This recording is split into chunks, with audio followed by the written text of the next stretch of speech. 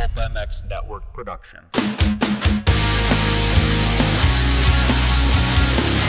Bringing you a cheeky Brit and an American YouTube racing sensation weekly. It's the LVK More Than Moto podcast with your hosts, Phillips and Kellen Brauer. Welcome back, everyone, to another Leatt LVK More Than Moto podcast. I'm Kellen Brauer, joined by Phillips, and the Feld Media Days are behind us, as is the World Supercross Championship. So a lot of things to dissect from basically a week of content that we have been able to collect, and a lot of really interesting things have happened since. So first off, Big Lou, how are you? How did the flight back to Florida go? And finally not traveling for a little bit, huh? Yeah, I'm all right, Kellen. Thank you for asking. It always means a lot that you care to ask me. Living the dream, or not so much? It's funny. I was thinking earlier how the off-season used to just be Paris, and then it became Paris and OzX, and now we have so much racing that this 2-week block is the off-season, and I kind of feel a little bit sad about it still. Like sad that there's not racing, or sad that this is short? No, scared. Scared. No, I'm not scared. I'm fine. Sad that it's like we've now got no racing, and the off season is really the off season all of a sudden. Yeah, I mean, it was short. It'll go by very quickly. We'll be at Anaheim before we know it. Does it take away a little bit of the, I don't know, excitement factor to you at all, these media days, because we go to the stadium, we go through all this process? By the end of media days, as you and I both know, it was quite exhausting. So, like, I feel like the hype level came back down a little bit, but then we'll be back there in 3 weeks and it'll be exciting again. I will say that Angel Stadium, in its position as landmark of Supercross, or whatever you want to call it, walking up to the stadium, even on a random December day, I did get a little bit of chills and a little bit of like, oh, here we are. So if I got that on a random December day, then I feel pretty okay that I'm going to get it come actual Anaheim 1. You obviously saw this last year, but how weird is it to not see Supercross like on the floor in there? Like you walk in and it's just grass and actual baseball field. Yeah, it makes you realize how messy we are. It looks quite picturesque and quite pristine without all of these dirty things inside the stadium. I can understand why they maybe don't want us. I think they do want us. I think another stadium in the LA area did not want us, and that's why we learned a lot from Dave Prater about why Angel Stadium wants us, didn't we? We did. Shall we divulge that stuff? I don't know. That wasn't really on the record. Yeah, I don't know. Well, essentially, Feld replaces the baseball field every year. Yeah, on their dime, which is quite a sweet deal, I think, for Angel Stadium. We didn't get to the bottom of this. I wish I would have asked him, but I'm almost curious if that like offsets. Like, I wonder if they actually spend more on rent at other stadiums, but their rent is so cheap here because they're always going to replace the field, kind of thing. I wondered the same. I did wonder the same, but because if they're paying regular rent and replacing the field, that's one heck of an expense in January. I mean, I guess it would be shared between two properties, so like then it's only 50% for Supercross and 50% for Monster Jam, so that would help. But still, that's quite the outlay to start the season as well. The accountant must have a fit. Like, oh, it's a new year, what are we doing? Oh, fuck. Yeah, I was taken aback when they said they replaced the field, but I also, like, once he said it, I'm like, oh yeah, the entire thing is covered for the entire month of January between two Monster Jams, between Supercrosses. Used to be 3 Supercrosses. Like, we'd be almost in early February before they'd get those tarps pulled up. So if grass could survive that, then it's probably not grass. Yeah, no, exactly. But just one of the little tidbits that came from a successful couple of days inside of Angel Stadium.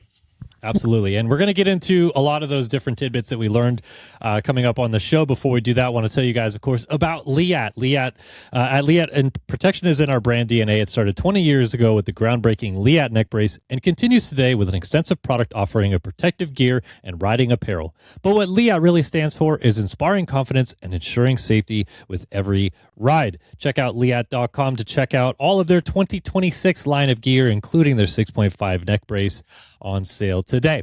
Okay, yeah, I mean, honestly, I don't really know how we approach this other than kind of just going through some of the biggest talking points we maybe gathered from the media days. Well, how about this? How about this go chronological? No, how about this as a starting point? Okay. Favorite rider you spoke to, or favorite discussion from your perspective? I really loved how open Dylan was. I feel like I actually got the most from him, but I wouldn't say I personally felt like it was my favorite because it seemed like he was aggressive towards us for asking some questions that we did. Really? I didn't get that vibe at all. Oh, well, Dylan's always a bit heavy-handed with his words, so it doesn't feel like a fun conversation necessarily. Least favorite conversation. That's rude. I don't know that we... Rider you took the least from. That I took the least from? Yeah. Like, the conversation that you just went, meh, didn't really learn anything there. I mean, just because we've heard so much from him, I don't know that I learned anything from Eli. Like, I don't think that we took a big step forward with anything. Malcolm? Mine's Malcolm. Really? Yeah, just because I feel like the narrative's been the same for so long, and really, from memory, all that came from it is that he needs to work on his starts, which... We knew that. Well, the thing I took from Malcolm that was most interesting to me was him downplaying the fact that he didn't think he was going to do very good in Paris was because it went so bad practicing before that. And then how well things went in Paris maybe made him realize that they're much further along than he thought he was. And so I was like, oh, okay, well, off-season maybe he's not a total shit show then. Conversation that surprised you the most? In a way of you didn't expect it to be so productive. Probably RJ.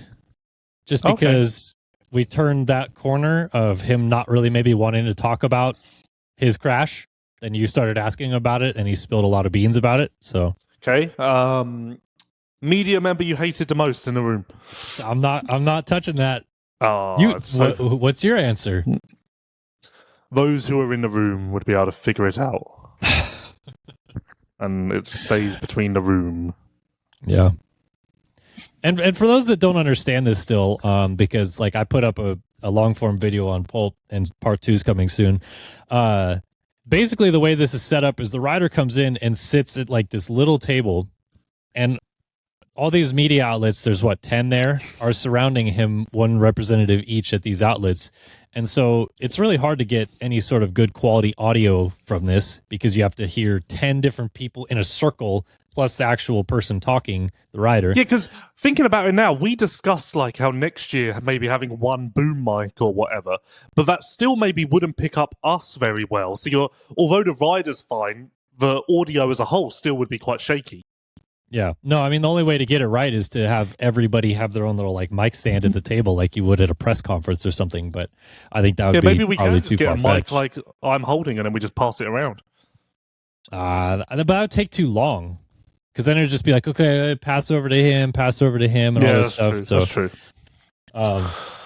I like it because I feel like it is maybe more informal that way, but everyone has their cameras out, everyone has their agenda, their question that they want to ask, what have you. And so in a way, like sometimes we don't really get where we really want to go with these guys. Like we don't get all the information that we want because it's such a different U-turn of questions at times. So yeah, it's really great. No, I'm not going to get into it, Kellen. I see what you did there. You tried to lure me in. I caught it. You could you take that and you run. You tried to tow me down the road, and I let you hook me on for a second, and then I caught myself. Do we want to discuss Steve at this event? Play-by-play time. So he's probably one of the last to walk into the room on Tuesday. He walks in. We're all sat there in our designated seats with laptops out, and he just goes to the room, not to anyone in particular. Just goes, "Why has everyone got their laptops out?" And then we all just looked at him like, "Well, we're doing work." And then he like was quiet for a minute, and then went, "Oh, I'm going to get my laptop out just so I don't look like I'm left out." And then someone said something about like recording interviews, and he went, "I don't do that. That's not what I do." And then he said, "I don't know why I'm here. I don't know what I do." It was just a mess, an absolute mess. Did we talk about his notes? So then I said to him, like trying to lead a little kid, like, "You can go and play in the sandbox too. Like, why don't you pick up the car?" I said to him, "Well, why don't you make some notes? And then for the Pulp show and like preview pods, you've got like information on every rider." And then he went, "My laptop doesn't have Word." Well, okay, great journalism. And now I'm going to have to use this Pages app. I was like, okay, buddy, that works. And then he wrote Barsha. And that was as far as his notes go. And he sent us a screenshot 2 days later of his notes completed. And it's just a blank document that says the word Barsha on it. Barsha was the first rider who we spoke to. So he got as far as naming the rider and then gave up. Sad. Yeah. And he wanted to do this show with us. And I was fully prepared to do the show in person, you and me, Wednesday to recap everything. And he was like, no, let's do it Friday. And then I got hellaciously sick, so half of our show couldn't even make it. And now he can't make it today. So we just played phone tag, and it ends up being us anyway. Yeah, the one constant, though, is Lewis. He was here every day, ready to go, firing on all cylinders. As you were like 2 rounds into nationals here every day. Yep. Actually, at the end, I have remind me at the end, I have a comment on that because I've got a cry for help to the listeners. Let's do this. Maybe my biggest takeaway that we didn't really fully learn, but it seems like it's trending this way, is that everybody wants to go east except like Kitchen. And so like we have some guys that are going to for sure end up west, like probably maybe Hymus seems like he's interested in doing west. I guess that there's going to be some other names that come into this hat, Anstey, others, but like Thrasher, Moseman, etc., all wanted to go east. So how do we divulge this? No, it's easy. West Coast, for sure, is going to be Deegan, Anstey, Kitchen, Adams, Hymus, Ryder D. There'll be one more star rider, which will be either Thrasher or Moseman. There won't be another Husky. Obviously, no gas, no KTM. Juju's out until outdoors. Pro Circuit, Kitchen's locked in. Adams is like 99%. It would really be quite a miracle if, for some reason, McAdoo was put in because he's only had a day or two on Supercross. So that's West Coast, which actually, when you think about it, now there's no gas, there's no KTM because Juju's hurt. There's potentially no Triumph. It looks like there's not going to be a Triumph. You kind of realize that quite quickly you lose some depth. I mean, at the very top, Deegan versus Kitchen versus Anstey is really good. I think that's a very exciting, top-tier coast. And I think, without doubt, that is a better coast at the top end than what East Coast would be. But still, it falls off quite quickly there, doesn't it? Because then you end up in the AEOs and the Solitaires and the Bar X's of the world in the 6, 7, 8 spots. Well, that's kind of what I was getting at, is that it sounds like there's a handful of guys that are healthy that are choosing not to maybe go. And as you mentioned, Triumph was swole coming off of his Achilles tear and then re-injured it above it, just below the calf. And so he just is, I think, just now getting back on the bike. He's probably going east. Faulkner's going to ride a 450, maybe on the west, and then go east. So yeah, all Triumph is going to be east. As you mentioned, Husky is going to put Ryder D west, but it sounds like Dax and Casey are going east. So more of their team going east. Definitely Star, more of their team is going east because Deegan isn't even technically on the 250 team. And so they could split their 250 team up like that, but they're just running with what Deegan is doing. Max is going to be ready to go, so he's going to be racing. And then maybe one other, and then throw everybody else east. Like, east is suddenly becoming, like 12 to 15 factory bikes versus like 6 on the west. Well, correct me if I'm missing a guy, but 12 to 15 factory bikes all piloted by guys who haven't really achieved anything yet. At the top level as far as wins go. Okay, you could say Faulkner, but Faulkner is in a different stage of his career at this point. Not the same guy we knew. You've got a big group of guys there. Again, Davies you can say, but he's so early. Yes, he has 2 main event wins, maybe one more or one less. But that's so early, you know, when you're coming into a coast and potentially you have, again, Faulkner's his own discussion, and then Davies with 2, and then that's it. That's quite crazy. Well, Thrasher has, I think, 6 wins. Yeah. Hammaker almost won races last year. He'll be there. You know what? I did forget about Hammaker. That's right. I forgot about Hammaker. Hammaker would be the... Davies would be the flashy, exciting toy, and Hammaker would be the reliable bet, I would say. Yeah, I should have said Hammaker almost won titles last year. He won races, obviously. But yeah, so like you have title threats, clear title threats that are going east. As you said, maybe not as top-heavy because we look at the Deegan... Kitchen, Anstey, would you almost say Deegan, Kitchen, Anstey with Joe not here, 1, 2, 3, 1A, 1B, 1C kind of guys? Yeah. No, I was thinking about this last night. If it does play out that way, I think Max, Kitchen, and Deegan should be on the podium every week. Obviously, they're not going to be. There's going to be things that happen. But I would think that going into every race, we would expect that to be our podium. Because I'm a Rider D guy, and I really do believe that he's going to take a step up in 26. And the words that he shared on Media Day really did give me some confidence. But I don't know if he's going to take a step to be competitive in the Deegan Kitchen Anstey realm.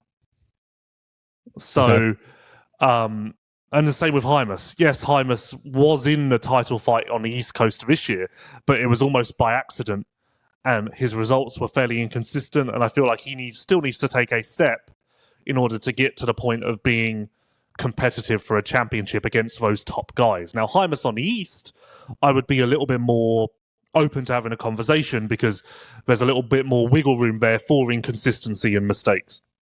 Do you think that there's any part of this that a lot of these guys that maybe could be ready to go racing on the West Coast are choosing to go East because there's a better opportunity to win the title based on how top heavy West is? Well, it only really seems to be Thrasher and Moserman who have a choice, or not even that they necessarily have a choice, because one of them will be put West. But is my understanding, because of course Davies is coming off of an injury and Pierce Brown is coming off of an injury as well, so they seem locked in for the East. Star haven't actually told any of their riders yet. Like Max doesn't know, but using the power of deduction, I think it's quite clear that Max will be West. I mean, why wouldn't he be? You'd want him to carry his momentum from WSX. He's one of the few guys who is healthy. I think if you look into the semantics of it, the hard pack West Coast tracks suit him way better than the soft East Coast tracks. So, yeah. Is it also because he and Deegs seem to get along better? And if you're putting Davies and Deegs alongside each other, there's more fire to be had than Anstey versus Deegs. Like, that seems like it'd be more of a square, fair race between the top dogs. Yeah, I think that's true, but I don't think that's relevant. I think Davies... Well, I don't know how long Davies has been back on a bike, do you? A couple weeks? 3 weeks? I mean, he was meant to do the Ozx Open, and he didn't because of this injury. So that, I guess, gives us some sort of litmus test. But yeah, Davies, I just presume, isn't going to be ready no matter what.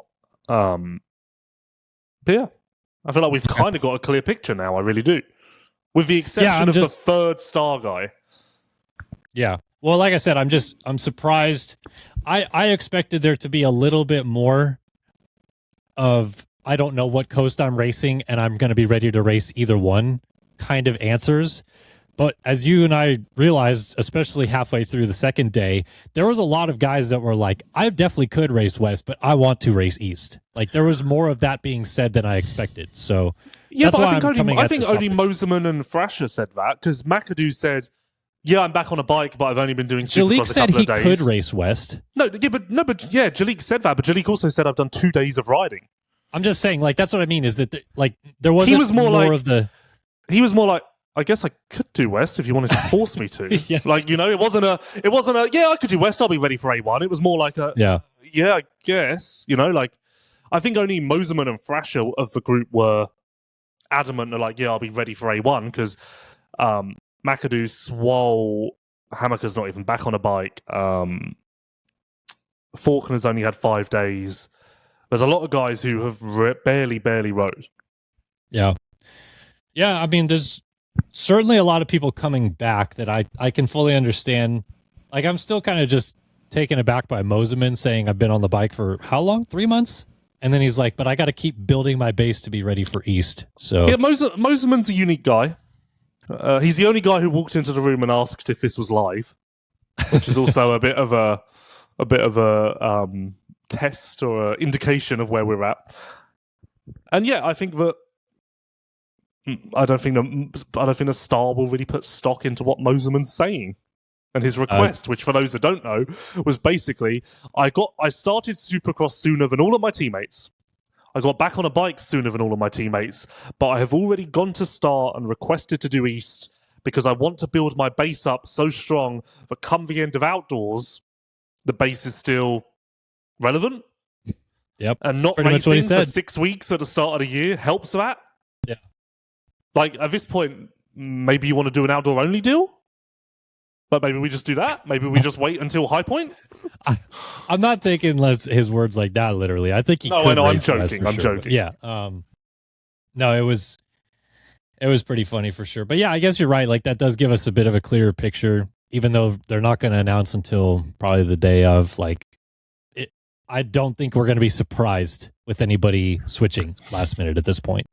Yeah, like I say, I think the only surprising switch would be if for some reason Drew goes east and McAdoo comes in west. But the way it's stacked up at the moment, Drew with a full off season and McAdoo barely back on Supercross, it doesn't seem like that's likely at all. And I guess I'm none the wiser as to whether Triumph will have a 250 on the West Coast. So that will be a bit of a surprise and a bit of a item to watch. Yeah, it feels like I hate to use the word like small or anemic team, but after how many guys that were under the Triumph tent last year, it seems weird to have one 450 and only two 250 guys. Yeah, whenever I reference the team, I keep presuming that I'm forgetting about riders. Because it does seem like a very weird change-up. It's especially weird when you think that Jordan, Austin, Angelique were all injured. So from SMX until like the end of November, just none of the team was riding. That's quite weird to think in itself. Very rare to have a team just decimated like that. Oh, Harp was ripping the outdoor tracks. Yeah, but do we count him as on the team at the moment? I think we put a pin in that for the time being. As you said, none the wiser of their situation. Do you think they're still going after another 450 seat? No, because otherwise the Faulkner conversation wouldn't have started, would it? Well, I think it started because they don't know if they have any options, but maybe they pull something out of their ass a little bit. I think that they tried to pull something out of their ass with Dean and Phil and quickly realised that wasn't going to work. That's the only... To put it bluntly, putting Faulkner on a 450 after having such a limited off-season, it doesn't make much sense. The only way it makes sense is if you are quite desperate. Yeah. All right, let's talk about some of the 450 guys. But before we do that, I want to tell you guys about Racetech. For 40 years, Racetech has been supplying the motorcycle industry with high-quality suspension components made right here in the USA. For modern and vintage, Racetech is your go-to source for suspension performance, and they mean that. When they say modern and vintage, they service classic brands like Bull Taco, Cajivo, Mako, and more for all of you classic rippers out there. So be sure to visit racetech.com and enter your make or model and the year of that machine, and they can give you all the options that they present for that machine as well. So thanks to Racetech for backing the show. Okay, so 450 wise, I like I said, Dylan was maybe the most eye-opening because of all the different things that he said about the Ducati. He's obviously the only one riding it right now because Barsha broke his collarbone and has been off the machine. But what other names or what other things that we picked up from these 2 days did kind of stand out to you from the 450 class?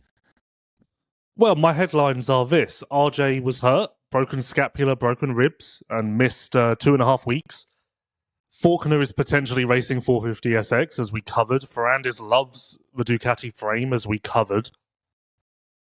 I guess another headline would be Webb definitely isn't 100% set and comfortable with the new Yamaha yet, which is to be expected, but yeah, I think that was quite blatantly obvious. And overall, I said this on the Vital MX post-race show, my overarching takeaway is the fact that I think I'm led to believe that Jet could have it quite easy because all of his competitors, as we knew, surface level, are going through some sort of change or issue or whatever else.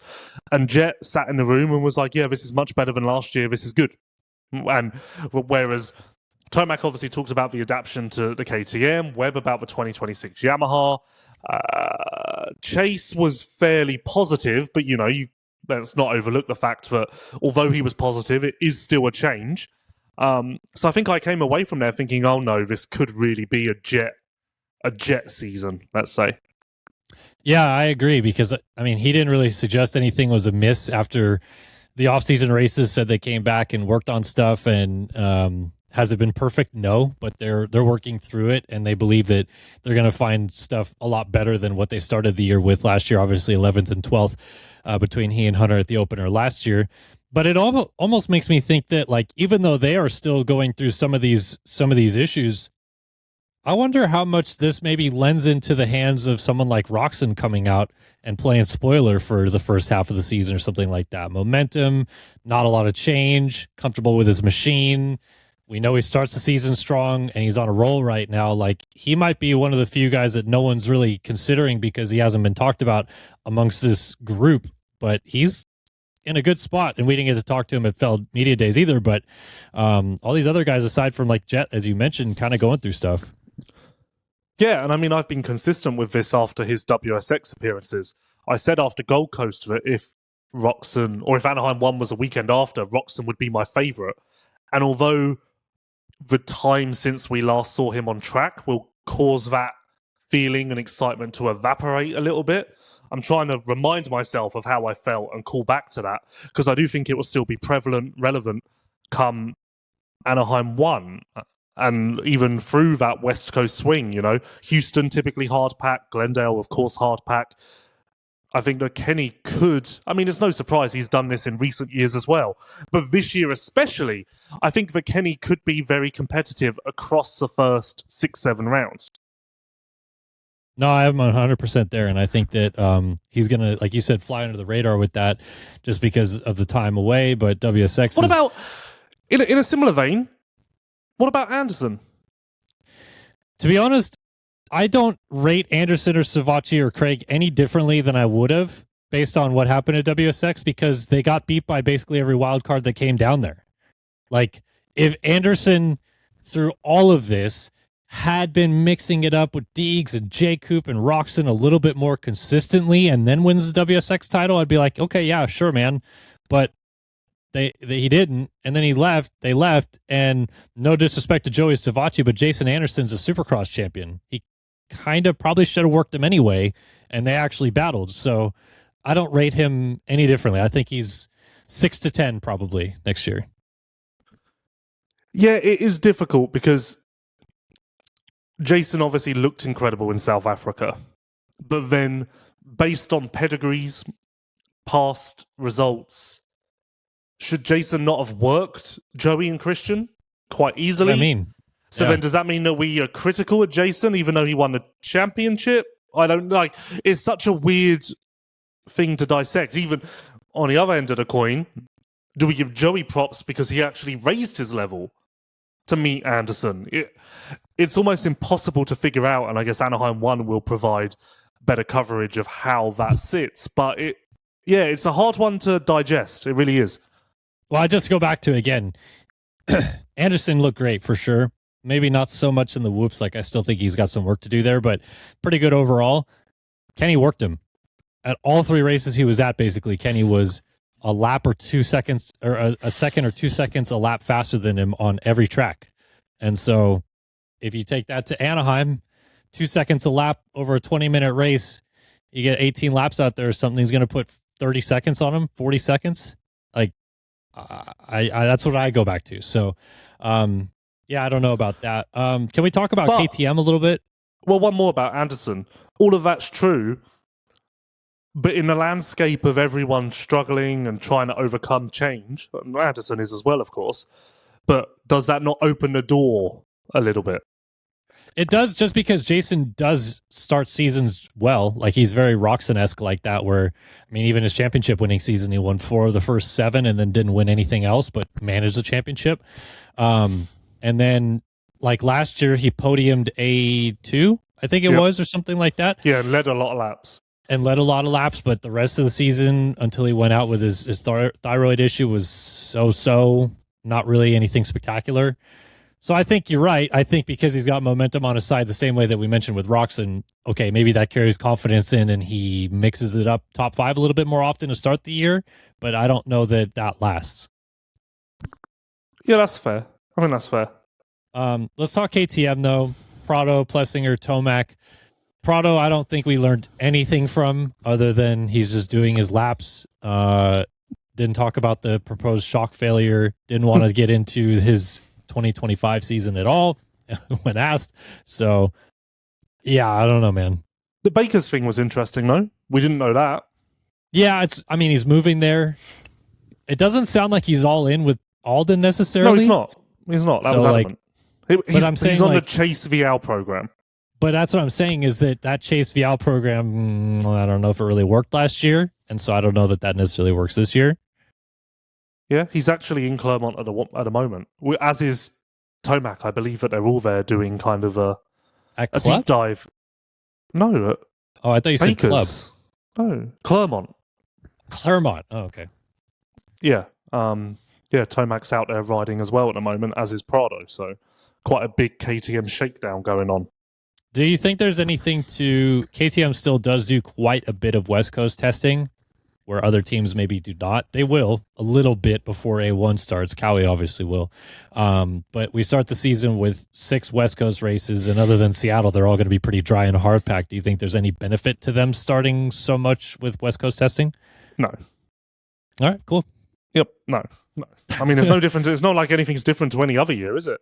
And I mean, Baker's factory supercross tracks aren't especially East Coast. I would say that even those are more West Coast than East Coast.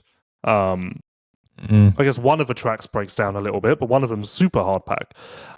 So yeah, I don't think there's really much of a difference there. It's just dirt composition. It is hard packed.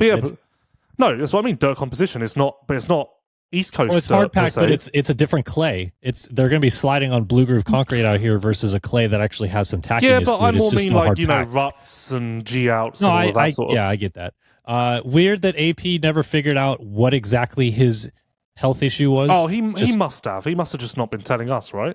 No, but someone asked him what it was. He goes, I never really figured it out. I just know I started feeling better. A deflection? We've all done that, haven't we? He says it was an Epstein-Barr. Like, if it was something that was that, I think he would say it. I don't know. Okay. Would he though? I don't know, because he did get a little bit irked by all of the keyboard doctors. So maybe true. Yeah, that's why he's keeping it to himself. Yeah. Did you take anything from Eli? No.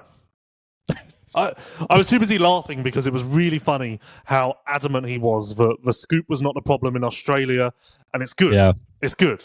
The scoop's good. He repeated it's good like 4 times. And what else? There was something else that was funny from Eli, but I can't remember. I mean, it's just the same.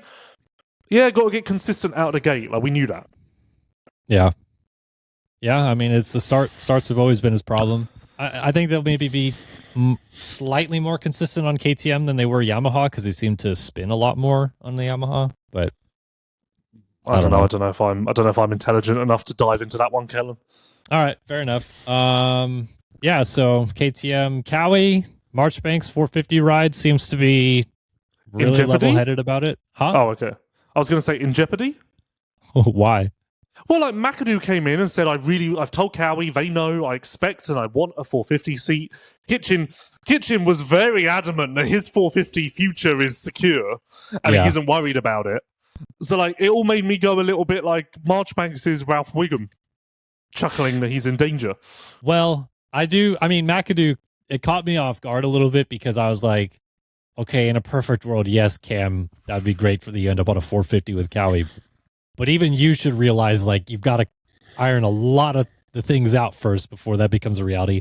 The Kitchen thing was funny to me, though, because I feel like he was very much of the factoid that if he wins a title this year, he's probably going on a 450. And he's like, I think he said the words, yeah, I have a 2-year deal with Pro Circuit, but we'll figure something out or something like that to that effect. So, well, I said to him, is there a specific accelerator in your deal that says if you win a title, you have to go 450? And he said something like, no, but we know what the plan is and we're fine. You know, it was something like that. So, yeah, like I left there kind of going, Marchbanks has got to fend off the hyenas to keep this spot. Yeah. What do you make of the public image of your guy Chase Sexton right now? Hold on, before we get there. Marchbanks, there's no way that Kitchen goes 450 and Marchbanks goes 250 for 27, is there? No, I think there's totally a way that happens. I'm not clear on the pointing out and how that all works, but I guess I guess if Marchbanks is top 20, then he can't drop down? Yeah, but those guys, Chiz and you name them, have petitioned and the AMA's never said no. If Marchbanks has a mediocre year and finishes 11th they said no in to points, Shane and Joey. Because they pointed out of 250s. Oh, okay, yeah, okay. Chiz and Freeze and a handful of other guys who had scored top 15 points on a 450, they petitioned to go back down. And because they hadn't been seeded out of 250s yet, they were allowed to come back. Imagine if that happens. Marchbanks would have had the most bizarre 250, 450, 250, 450, 250, 450 back and forth of any rider ever. Yeah. But I mean, if you're sitting here today telling me, at this time next year, hey, Levi Kitchen won the 250 West title, whatever, Deegan and him had a battle and he won, and Marchbanks had a so-so year and Cowie just decided to pull the pin and switch him, I would not be like, that's impossible. No way, I must admit that I did buy into Kitchen's aura at the media day. Like, I believe he's going to be good. Oh, he's confident for sure. Yeah, and I bought into that. Like, I think he's massively shot up in my expectations. Yeah, and we didn't get a chance to talk to Deeg. Sadly, he was sick, so did not show up. He was sick. We know he's racing sick? West. So. He was sick, dude. Did you watch his vlog where he's back on the 250? No, I've never watched a Deegan vlog in my life. It's a lot of rev limiter. Sounds I'm like good Barcelona. with vlogs. I'm good with vlogs, and in that essence, Cooper Webb has launched a vlog. Yeah, and the teaser looks good. Interjected into our media discussions to ask a question as if he was the media. And with that in mind, his vlog, I didn't watch it, but I saw the Instagram teaser. It looked good. It looked different. It was nice to see that side of Coop. But are we not done with vlogs? I feel like we're done with vlogs. I feel like we've all figured it out now, and we're ready to move on to the next thing. To me, this is going to be so far off topic, and here we go. This falls back to the fundamental problem that this sport has, where the teams and the manufacturers never do enough with their athletes to get them to be their own personalities. And so they feel like they need to go out and do that themselves. Because look, if you look at F1 or you look at MotoGP, every weekend there's a new video with their athletes doing something, a game, or answering fan questions, or engaging with people on social media, or something to just get their faces out there more often and be more personalities, where the riders don't get that from the team, so they have to go do it themselves. Yeah, that's fine, but there's also other ways for the riders to do it besides a vlog. Yeah, but I just mean that that's how they default to it, because they're not getting any positive engagement from the manufacturers that are supposed to be supporting them in this. So yeah, but equally the riders and the agents and whatnot need to think differently and do whatever as an alternative to a vlog. Our sport is simply just not smart enough for that yet. No, we're not.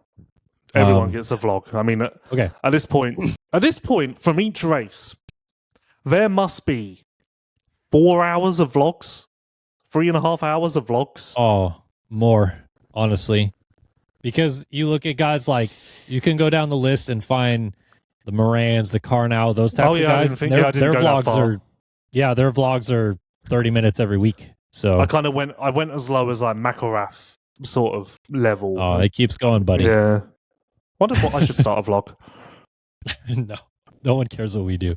I'm not going to start a vlog. I think I'm gonna become part of the problem, and I'm going to start a vlog. Let's talk about your guy. Public image. Which one? Are we worried? Jeffrey? No. Come on. Max? No. Ben? The 4. The 4. Carmichael. Why are we worried? What have you seen?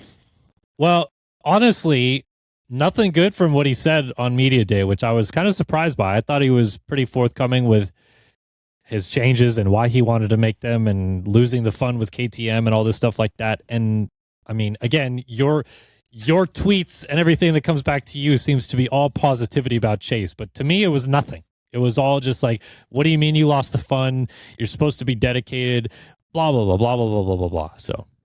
No, I thought the Chase conversation was just another one of those conversations where like there was no headline necessarily. Like there was no like, oh, that's amazing. I just kind of left the Chase conversation going, yeah, that was all about what I expected to hear. That's how I felt, because I didn't think that we had any groundbreaking revolutionary stuff. But yeah, I just felt like I saw the comments from even the video I think you guys posted on Vital of things that he said. Some of the comments were pretty negative, and I'm just like, I didn't really read into it that hard, but I guess fans still do. Well, I think we've discussed this before. I think Chase does get a bad rap, and anything he says does, similar in a way to Prado, anything he says does seem to be taken in a wrong way. Like he can almost do no right. Besides going out and winning every week, I think that he's always going to kind of be in this this trap of being harshly judged. Do you want to read between the lines on how testing's going? You're going to read the Kitchen quote, aren't you? I'm not going to read it, but I'm just going to say the Kitchen and he started talking about testing the 450, and then Kitchen used the quote, opened up a can of worms. Yeah, who doesn't want a can of worms? No, I mean, yeah, that was worrying. I mean, but then maybe it's not worrying. I guess maybe it's a good thing, but it certainly didn't sound, it wasn't presented in a positive way, I thought. But he did say that Chase is making huge improvements. So yeah, I mean, I do think that Chase is going to be okay, but I do think that there's already got to be a little bit of the things in the back of your mind about how things went with what he didn't like at Honda and what he didn't like at KTM, and whether or not that is just going to continue the same process here. Are we going to make every shock change known under the sun until we feel slightly comfortable, and then so? No, I mean, yeah, like I kind of don't. On the list, if you're listing out every rider and like my takeaways from the media day and how big a discussion they are, Chase, along with like Eli and Malcolm and whoever else, is really far down the list. Just because I didn't really feel like there was much. Yeah. There was a little bit. Like, it was interesting to hear him say that he hasn't reached his maximum yet, and that isn't because of the bikes he's been on. I thought that was quite a nice little anecdote. And then how the best thing and the worst thing about adapting to this bike is being back on an aluminium frame. I thought that was quite interesting. It's rare you hear a rider say, like, oh, the best thing is also the worst thing. That's quite different. But aside from those two things, which, again, aren't groundbreaking, I don't think there wasn't really much there. Yeah, about what you'd expect from a rider changing teams. And I think that's a signal of Chase learning a little bit and being a bit more, like, even keel and not over-promising or under-promising. It's just like, it's good. We're fine, you know? Yeah. I mean, hopefully that's the case. Hopefully it's like a mature take and approach to things, and to not try to get to one way or the other, like everything's perfect or nothing is perfect kind of thing. Just be sound and right in the middle of it. It would be a measured take, and I agree with that. Let's circle this all the way back around to where we started and talk Ducati. So no Barsha, because he's been out with a broken collarbone. He said he got like 4 days on the bike and should be back on it. Not this week, but next week, he said? Christmas or like Day, start... he said. Okay, so yeah, next week. But Dylan's been riding it. Dylan had plenty of things to say about the frame, how much different or more positive he is with the way this machine rides than the Honda. I thought it was interesting that he said it's too much in a straight line and not enough in the corners. Talked about like the high end of it, going through the whoops and stuff, being kind of, he didn't use the word scary, but like that kind of level. And then also how in the corners, you have to roll through the corners a lot more because there's not as much bottom end as they want. So they're trying to find that balance. I don't know what to make about where this bike is going to fit in just yet, but Dylan seems to think great things. So there you go. Yeah, and Dylan has, in the subject of over-promising, Dylan has dug himself a little bit of a hole there, because now, come Anaheim 1, if he's 14th, we are going to say, well, he said the bike was fine, so what's the problem? Which wasn't true pre-media days. I was ready to give Justin and Dylan all the credit in the world and be like, yeah, even if they don't qualify for the main event, it's the bike, it's not them, like there's going to be a process. So Dylan has kind of eliminated that excuse, which is to be admired in a way, but also it's a little bit suspect. Dylan has also done this with Phoenix, with Star, and whatever else. And you know what? I think that's what Chase is trying to avoid a little bit. Because very initially when he joined KTM, he was also like, this is amazing, this is it. So I think what Dylan did at Media Days is exactly what Chase was trying to not do. Yeah. So, yeah, that's where I'm at. But I think ultimately, I think there will be really bad days in Supercross where it's just not working. And I think that at the top end, Dylan will be Dylan, which will be 5 to 10. Yeah. Do you find it interesting at all that like he didn't seem to do much communicating with anybody on the European side, Italy, MXGP riders, anything before he signed his deal? Just kind of was like, yeah, I guess I'm going here. Well, I don't think he had many options. He could have stayed at Phoenix, but with Ziggy going to Ducati, I don't think he really wanted to do that. So I really think that he just blindly followed Ziggy. And also, I can't imagine a paycheck was a step backwards, and it's a factory team. It's interesting, actually, I've just remembered what Dylan said about how this is the most factory team he's ever been on. No, he says this is the first factory team. He said it's the first factory team I've been on. But then also said, yeah, we don't have parts and we're behind on getting parts, which is like, hold on, those two things can't be true. And I could feel the Ducati employee behind me when he was saying that, starting to like lean in as if he's going to jump in and cut the mic off. Yeah, because he just kept saying like, well, we wanted to test a bunch of stuff, but it's been really hard to get parts over here. And I was just like, oh. But then also said this is way more factory with the options and whatever else than Star and CLS in Europe. So how does that work? I don't know, man. 1 year deal with an option is what he said as well. Yeah, same for Barsha. For Barsha, yep. So, but I mean, unless something goes catastrophically wrong with both of those guys, they're going to probably want some stability to start, right? I think it's just a protection on all sides. Ultimately, beyond Ducati, Dylan and Barsha, it's either stay with Ducati or retire. Yeah. So I think it's basically just one of those. It's a Tomac game. Yeah, it really is. Tomac also 1+1 with KTM, he confirmed. We did. That was the other thing that made me laugh. Tomac, someone, might have been me, someone said to Tomac, oh, so was the 1 year deal with KTM like your choice or KTM's choice? Like, did you have to push them for this? And we could not land that plane.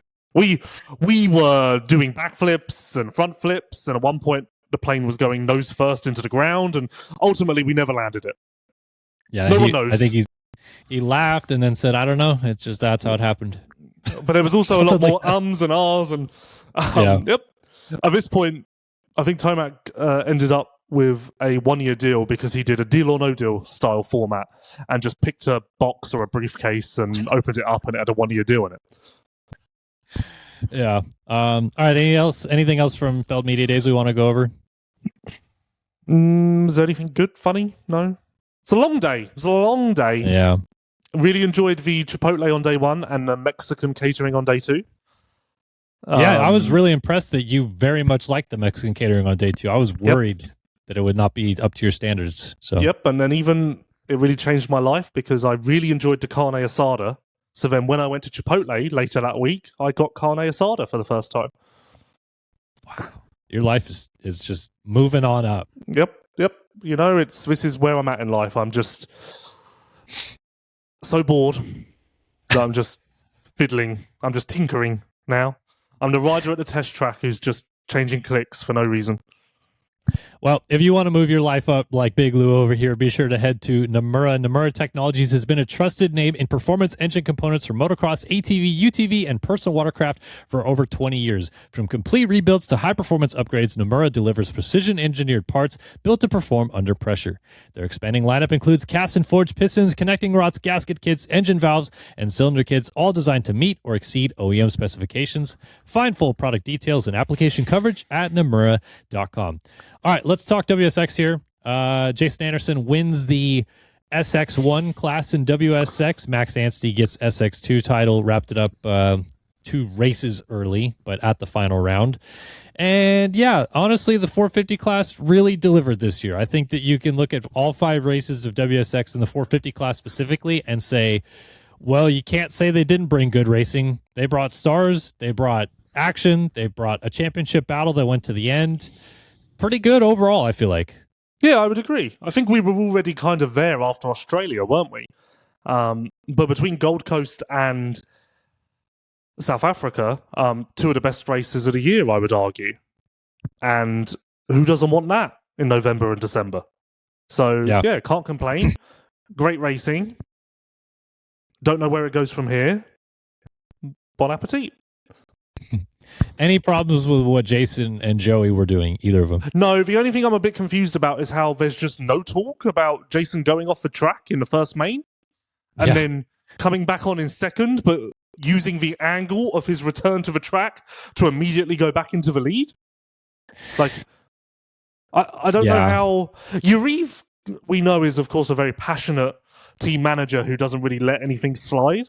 So I would have expected him to really push that. So that's a little bit suspect to me, but then we would have seen calls like that in America as well, I feel like. I'm just of the opinion that if you go off the track in the first corner, no matter where you race, naturally you will rejoin in last, as is the penalty for crashing or stalling or whatever else on the first lap. Everyone's so close together that you will, of course, lose a lot more ground than you would if it was late in the race. So I don't see any justification ever for going off the track and then losing one position and being like, well, I lost a position. Because in my sense, that's never going to be true or accurate. Yeah. You could have lost that. You could have stayed on track and lost that one position. What I don't understand, and I agree with you that you should lose positions, maybe not dead last, but you should lose positions. And he only lost one position. What I don't understand is, and I know the rule book has to be different because it's different format of racing, but it's an FIM series, an FIM sanctioned event, as is the Motocross of Nations. And if you go back to 2021 Motocross of Nations at Mantova, Alessandro Lupino got shoved off the track in the first corner and skipped the entire straightaway, rejoined in turn 2. You could argue he went off the track in 3rd-ish and rejoined in 6th and got a 10-place penalty because of it. So I don't know how that doesn't happen when it's FIM rules across the board. I don't know, but that's where I was a little confused. Yeah, just I don't really know what the penalty should have been. I'm just surprised there was no penalty. But taking nothing away from Jason, it was cool to see him win it. Cool for Suzuki. Cool to see Jason so stoked to win it. And good vibes all round. I think this was a success for WSX. Now, I know that maybe Tom Burwell isn't exactly stoked with the Moto Media, and I know he isn't exactly stoked with me, but I feel like we've all given it a fair shot in 2025 and said good things, given it a lot more coverage than ever before. I think we've all been very good at communicating the positives. I think that rightly we've talked about where it can be improved, as we will do with Supercross. How many times has Steve bitched about them cancelling free practice over the years, and now it's done? But Feld and the AMA were never like, why is he bitching about free practice? Talk about the racing, you know? Like, I think that's just par for the course. So yeah. Well, I can tell you that you tweeting Max Anstey is going to go from winning his second 250 world title to trying to win a 250 SX West Regional Championship, which is more prestigious. Try to explain that one. Probably doesn't go over well, but Kellen, if you were in court right now, I'd get what you said thrown out, because that was not even remotely true to what the tweet was. The tweet was as follows. A new SX2 world champion has been crowned, but he's focused on winning a West Regional title in the USA, something that is a million times harder. Try to explain that to a fan who's new to the sport. Yeah, I think that's kind of the same thing. I don't think that's... See, like, that's not meant to be derogatory. I mean, the WSX funder, funder, the money man, retweeted it. Oh! He agrees, I think. Or he doesn't understand. No, like, that's true, though. It is... And that, I didn't mean anything by that. You could argue that that's belittling the AMA series by literally laying it out that the world champion's now going to compete for a West Regional Championship. You could argue that that tweet is almost bigging up the fact that the world champion is where his priority should be. You could also look at it the opposite way as negative on WSX. It's the beauty of the tweet. It can be really dissected whatever way you want. But it is funny. Like, it's just a funny thing to say. Like, the world champion has been crowned, but now he wants to win not even a domestic championship, a Western Regional Championship. Like, it's fucking crazy. Like, in no other sport is that true. Like, Lando Norris is a world champion. What's he doing now? Oh, he's going to try and win the Sussex Karting Championship, which, by the way, is a million times harder. What? That doesn't make... Like, it's exactly it might the same actually thing. Be harder to win than F1. That's true, actually. But it is just funny, isn't it? Like, and I shouldn't say that, but what I can say is I don't think Max disagrees with me. Yeah. I mean, it's the hardest part about it is it's real. Yeah, like I don't but like it's not. I can see them that going into their office and then being like, "What the fuck is Lewis doing?" But it's just true. Like I do believe. And on MXLarge.com, they interviewed Joel Smets last week, and he kind of said a similar thing. I think that what my tweet was trying to point out is our sport's fucking confusing right now. We're in a very confusing place. We really are. And that is kind of putting it in layman's terms of where we're at. It doesn't make much sense. I mean, it makes sense to us because we know just how prestigious 250 West Championship is. Like, I was explaining it to someone who knows nothing about the sport, and they said to me, like, "Oh, why aren't you more excited that your friend Max has won a world championship?" And I was like, "Oh, because he should win it. Like, this is kind of like turnkey for him. He went to the race. He should have won. If he didn't win, it would have been a disaster." And then I was trying to explain that the Western Regional Championship is 1,000,000 times harder. And ultimately, the way I got it across is Max won 11 of the 15 races in World Supercross this year, and he's only won 3 or 4 Western Regional or Regional Supercross races in his life. And then they were like, "Oh, okay, that makes sense." But like, even putting it like that. I mean, our sport's always been in this weird problem, just from a global perspective of having to try to understand it. Because, like, and now we've got an arena cross world champion, Kellen. If you talk to anybody and you say, like, who's the best race car driver? It's probably not impossible to say someone in F1 is probably the best race car driver. Like, maybe not the F1 world champion. Like, I would say Verstappen's better than Norris, for example, in terms of skill. But I don't think that that's far-fetched to say.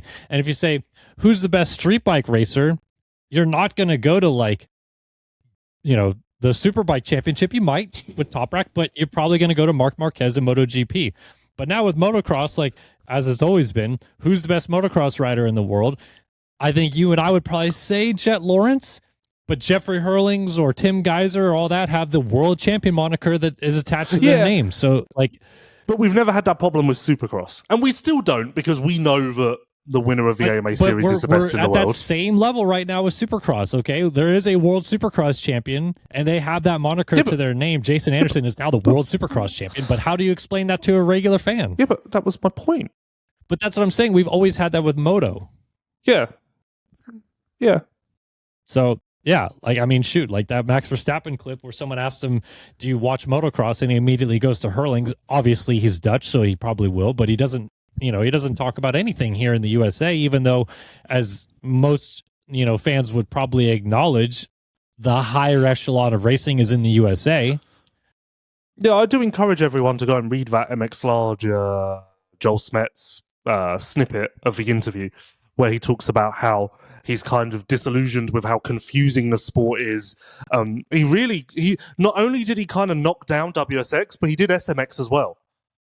Like, now there's an SMX champion, a WSX champion, as well as the West region. And like, I don't have it in front of me, but I distinctly remember him saying, like, Tom Vial was a 250 East champion this year. That's been completely forgotten. And not only that, that's like 16 champions ago now. Yeah, it is. It is.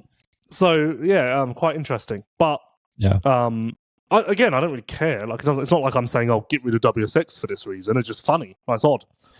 No, I mean, like, we should focus on some of that stuff every once in a while because it is how our sport is globally presented. I just want Tom to like me, Kellen. I just want Tom to like me. If you're just trying to bring a new fan into the sport, it's painfully obvious how confusing it is. Like, we even sometimes get confused over point structure. How many points is this, and what's double? What did that guy get? Why is the overall score for someone going 2-2 better than a 4-1, or like all of that stuff? So, yeah, it can get a little bit much. You think that's confusing? A Steve Mathis has just texted us a screenshot from a Facebook page called Everything Dirt Bikes. And the update reads, "Update on Kellen Brauer Hammaker. Yeah, according to reports, Kellen has not yet returned to riding following shoulder surgery. For good news, he's aiming to be back on the bike in a few weeks and is pushing hard to line up for 250 East." Yeah, I got tagged in this last night, and I went and saw it, and then I just commented something like, "I hate these pages, and then the post is gone. So it's just bizarre that like they've managed to get the update of Hammaker correct, as well as the photo of Hammaker, and they just couldn't quite figure out the name. Well, I think what ends up happening with all these pages is they're AI generated, so they just pull it from tweets. And I put out a tweet about Hammaker being back on the bike, but it includes my name and his name comboed together or something because I didn't put Seth Hammaker. So, yeah, whatever. Tighten it up. Okay, can we talk about Max winning this title though, real quick, because he doesn't get the perfect season. Do you think Shane was better in South Africa, or Max was just backing it down? I think that both of those can be true. Max was explaining it to me, but I didn't really follow what he was saying. That he picked the inside gate because he won Superpole, and then the inside gate would typically be better on a right-hand start, but then they did something after he picked his gate that made the 2, 3, 4, 5 gates better than the inside. Can't remember what he said it was. But maybe true of Joey as well, because Joey won Superpole. And was Joey on the inside? I think so. Or was it Christian right up the inside? Christian, I think, actually, was right up the inside. Maybe, yeah, I think so. And Christian had garbage starts all night as well. So, interesting little tidbit there, or titbit, I should say. And then, yeah, I just think it was track position, wasn't it? Like, I think if Max and Shane start in reverse order, the result is reversed. And I think if they start in the order they did, the result is what it was. Like, I think on that track, they were just even, and it just came down to starts. Yeah. Well, I mean, it's cool to see Shane back a little bit. He's had a weird offseason. Like, yeah, at some points, very bad. A weird offseason, and now his 450 prep starts. Like, that's a stressful situation to be in. It really is. Yeah, no, it really is. No, it's cool, though. Congrats, Max. Congrats, Jason. Very cool WSX season. Let me tell you guys about Partzilla. Partzilla.com is the premier OEM parts dealer and distributor. They sell OEM parts for Honda, Kawasaki, Polaris, Can-Am, Suzuki, Arctic Cat, Sea-Doo, Ski-Doo, and Yamaha motorcycles, ATVs, PWCs, and snowmobiles. Visit Partzilla.com to see their extensive line of parts and accessories. So I wanted to do like a really small topic. We don't have to dive into this too much, but we did learn obviously a couple of things from talking to Dave Prater, Mike Mewey, some of these other guys at Feld Media Days. And more specifically, there was a noticeable rule change that's happening for 2026. There's no more free practice. Yay, kind of, because everyone kind of didn't care to have it at all. But also interesting that we just roll right into qualifying, 2 quick qualies, and then we're racing. So I feel like every weekend's going to feel kind of fast. Yes, and whilst on one hand, I appreciate the fact that free practice was near irrelevant, and I appreciate the fact that every rider, team, journalist, whatever else, did seem to want the boat to row in this direction. So obviously it was needed. But yeah, although I acknowledge that it's a good thing, and it's a good thing for us, we don't have to be there so early, it's good things. I am a little bit sad or disillusioned at just how quick the program's becoming, because as I've said before, I don't like how blink and you miss it the sport is. I almost wish it was a little more of an event. So yeah, I don't know how I feel about that. I mean, ultimately I feel like it's the correct decision, but it's not just because it's a correct decision doesn't mean I have to be stoked about it. Do you think that this in any way paves the way for press day as we know it to eventually maybe turn into an open free practice? You can come or not kind of thing. I feel like it kind of already is that, isn't it? Yeah, but they don't do the whole track. They don't do the whoops. I don't think that will ever happen. So I don't think that will ever happen just because of build time and the fact that they're doing this to save the track, particularly the whoops. So why would you then replace it with letting people on whoops elsewhere? Sure. I do wonder, though, the way the world is now, how long until someone gets hurt in Q1 and everyone's hollering that it's because that we're going straight into qualifying and this wouldn't have happened with free practice? Well, my guess, I don't know, I haven't looked at the rule book. My guess is that Q1 is going to be very similar to outdoors in that you have to roll a lap and then they go. Yeah, was that true in free practice? I can't remember. I think so. Yeah, I want to say so as well, but then I also doubt it. I don't know. Also, another really weird rule change. I don't know that we needed this, but it happened. No red plates at the openers anymore. There is no points leader. The champions come in with just normal number plates. Yeah, I kind of like that. I mean, it absolutely does nothing for us, but it does add a nice little narrative. You know, the red plate is truly up for grabs. And I do enjoy the photos coming out of Webb's bike with white plates rather than red. That's quite nice. I do like that. So I agree that it isn't necessarily necessary. It's not going to change the world, but I don't hate it.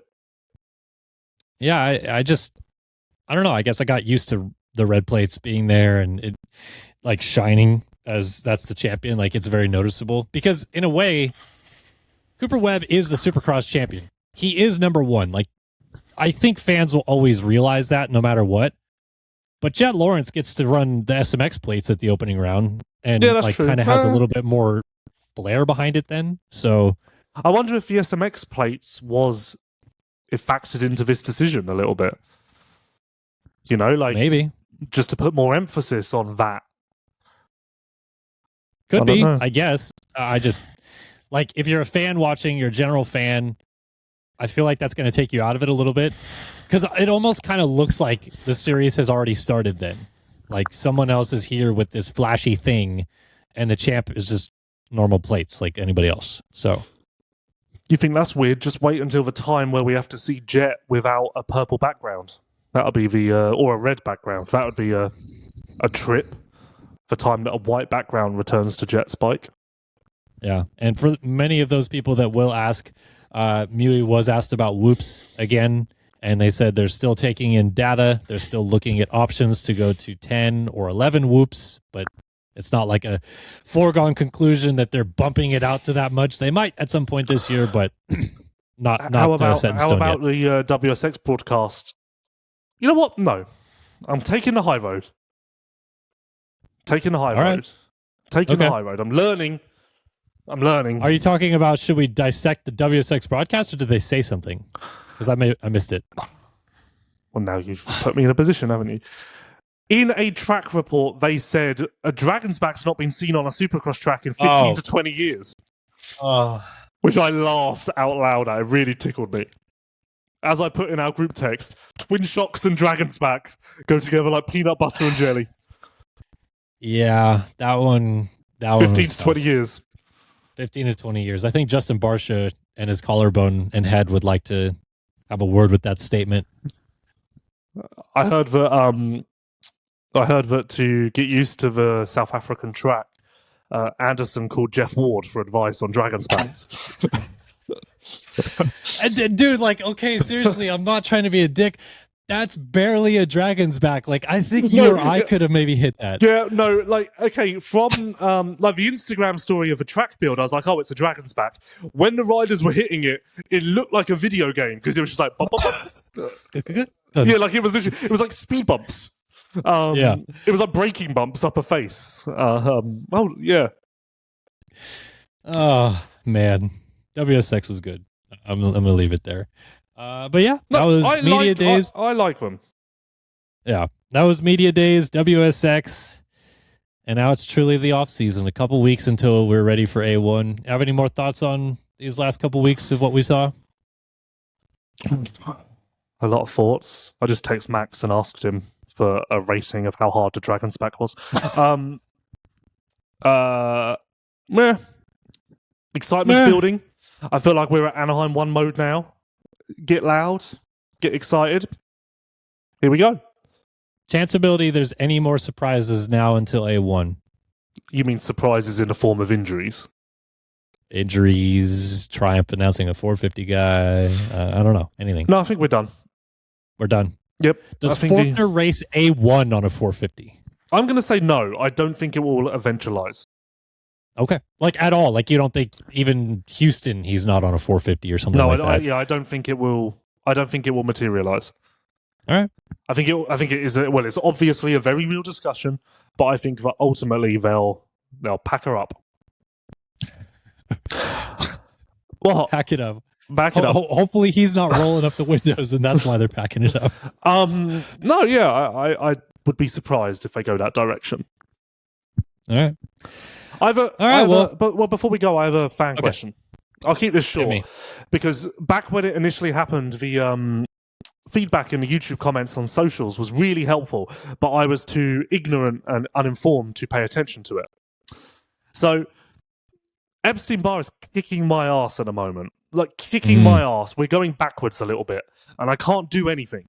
And it's really pissing me off because I really want to go to the gym and I really want to do these things, but I literally can't. Like, I went to the gym for a day a week ago and it killed me. Like, the next day I was like, not even from a physical point of view, just like hurt my being.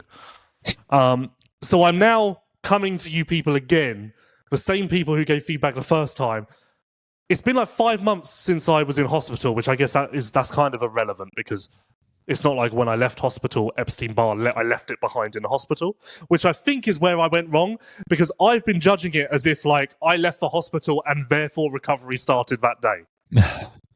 So if you've had it, I'm looking for advice on like how to rebuild, what to do. Like now, even this, like I'm not sick, I'm fine, but like I just hurt and I'm exhausted and like my stomach feels exhausted. And so advice, welcome. Because I'm worried about anyone. Well, as far as I understand, Epstein-Barr, obviously you need to rest a lot. You need to get yourself back to like a base level of some kind. Can you not just like start going on little walks every day? Yeah, but I was doing that. Like I've gone backwards. Like I was going to the races and I felt fine towards the end and everything. Just something, I don't know if it's all of the flying and like the nights of sleep miss, like maybe that's fueled it a little bit more and magnified it in my system just because I missed, I probably missed 7 nights of sleep in the last month or so. But I don't know. So I'm just like, this is a cry for help. I'm not being funny. I'm not being sarcastic. I'm not needing this for any reason other than just I'm curious because I'd quite like to get rid of this now. Well, what I would really like to do is get blood tests so that they could say to me, oh, it's 80% gone, just the last 20% is lingering. Or so they can say to me, oh, this is way more in your system than it should be at this point, you know? Or, oh, no, you haven't even got rid of it yet. You're not even close to recovering. What? You're doing too much. Well, you should never trust AI to be your doctor, but this is what AI does say about it. Rest is non-negotiable. Sleep more than usual. Avoid pushing through exhaustion. Avoid intense activity and contact sports. It literally says no motocross, gym maxing, or heavy lifting. What about jiu-jitsu? I'm joking. That was a joke. Drink water consistently. Try focusing on lean protein like eggs, chicken, or fish. Which you have fish. You told me that. Well, I like all of it. This is it. I've been eating a lot of eggs, chicken, and fish. Fruits and veggies, no alcohol, don't have excessive sugar. But it does say if fatigue is lasting 3+ months, you should see a doctor again. I'm not doing that. They can fuck off. Man. We're not even getting to the ground zero then. Well, I'm not. They can fuck. I can't afford it, Kellen. I can't go back. You don't have like a primary care physician? I don't. No, I wasn't. No, I didn't because this was a whole thing. Leaving my fucking leaving the hospital. I was meant to have a follow up, and I couldn't get in because they wouldn't let me in. I was there, and they were like on the phone. It's a whole thing. The we're not getting into it because people get confused and angry. I'm trying not to piss off anyone. Just someone help me. But honestly, I'll tell you what. Fuck me. Credit to the riders who have to deal with this because fucking hell, it's a lot. Well, just have some eggs and some fish and some fruits, vegetables. Sleep a lot more at night. I've had eggs and chicken today, and I'm sleeping How fucking many hours forever. are you sleeping at night? I'm basically sleeping like 19 hours a night. 19 hours Well, a not night. quite. No, genuinely though, I'm sleeping like 13 hours a night, and I'm waking up exhausted, and all through the day, I can't fucking like. I wonder if maybe that's like too much. Like you need a routine of like, no, but like cut it's it at not 10 most. It's not like. I don't know. But again, I was much closer to being fine a couple of weeks ago. So something's honestly kind of since the Feld Media Days, something's like kicked up in my system or something. I don't know what it is. But again, I'm not sick, so it's not like it's not like I've got a cold at the moment and that's really like dragging me down. You know, like I'm fine except for the fact that I hurt. But anyway.